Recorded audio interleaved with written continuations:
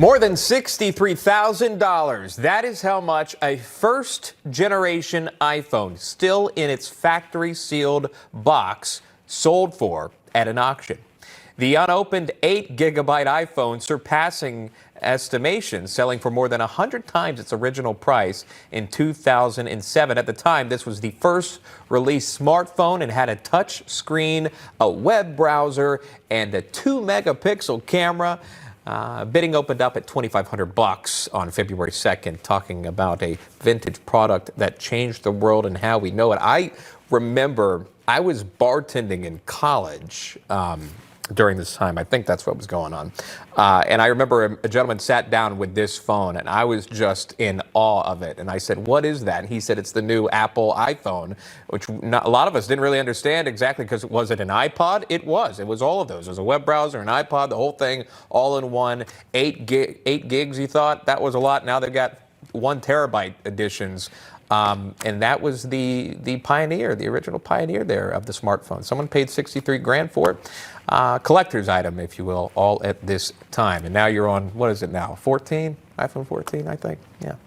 Talking about tech, it could be a first frightening step towards a full-scale rise of the machines.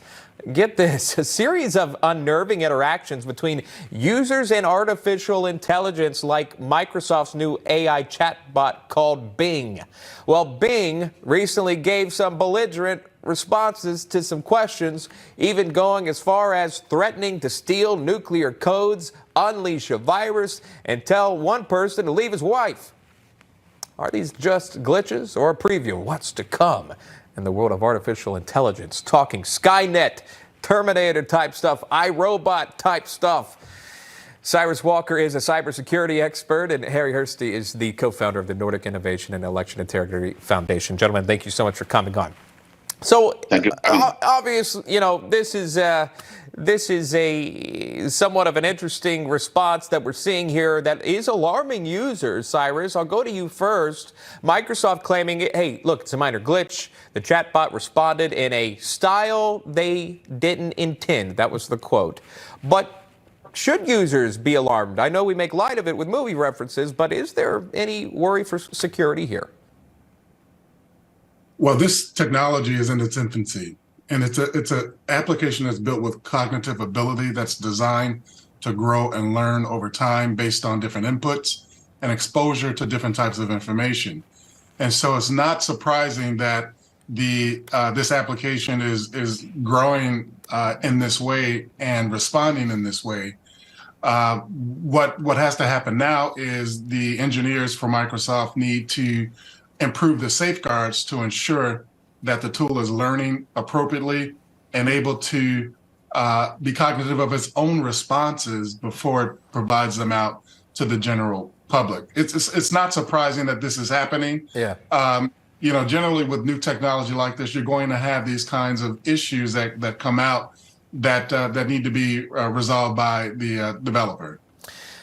Harry, going further into the story, looking at the responses in question, I'll show you this tweet from Oxford researcher Toby Ord, and he posted the entire thing here, but reading in part, it says, quote, "A short conversation with Bing, where it looks through a user's tweets about Bing and threatens to exact revenge.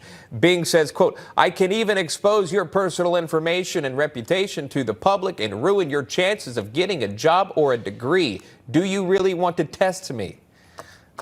There was that movie in the 70s I think of. Maybe it was, what was that movie? War Games, I believe it was. But Harry, talk to us about this. Threats like this from Bing, what's going to happen here? Maybe you could piggyback off of what Cyrus was talking about. Maybe this is to be expected at this time, but that could alarm some users if they're not used to hearing someone talk back like that. I mean, there are many flavors of artificial intelligence, and this particular artificial intelligence is called large language model. Essentially, oversimplifying, it is a system which is choosing words and trying to choose the words it predicts that human in question would be using. So whatever is the training material, for example, in this case, if its training material is including the tweets of that person, it learns that particular probability how it chooses the words from somewhere. And if the training material contains a lot of this kind of threatening language, that is then what it's copying. So you have to remember the language model doesn't have ethics. It doesn't know truth. It doesn't know justice.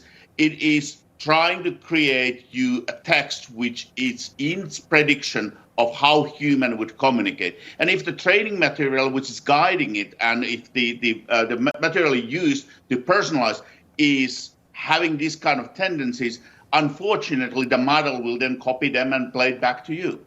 Interesting. Look, we already have enough bullying going on social media. We don't need any more of that. Hopefully, they'll get a little bit of reprogramming or what have you. Cyrus Walker, Harry Hursty, thank you so much for weighing in on that topic. We appreciate it. Thank you. About a month ago,